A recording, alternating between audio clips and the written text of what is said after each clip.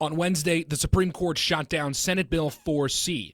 The law made it a crime for anyone who entered the United States illegally to enter or remain in the state of Florida.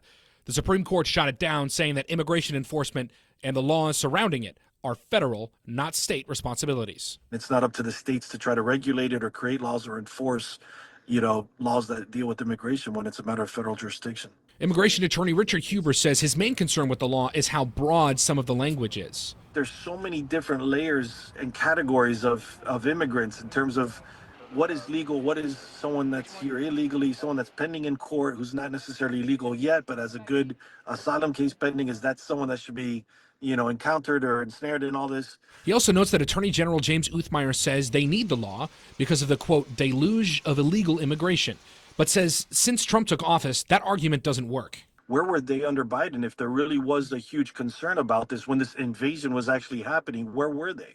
Why weren't they trying to do this? Because part of this decision today talks about it's no longer an emergency, and frankly, it's not an invasion. And it certainly hasn't been for several months now. So what happens next? I mean, in this specific case, I think they're going to have the oral arguments in October. I think the case is going to go forward, and there's going to be a determination as to whether this violates the whole notion of immigration being exclusively a matter of federal law and federal jurisdiction.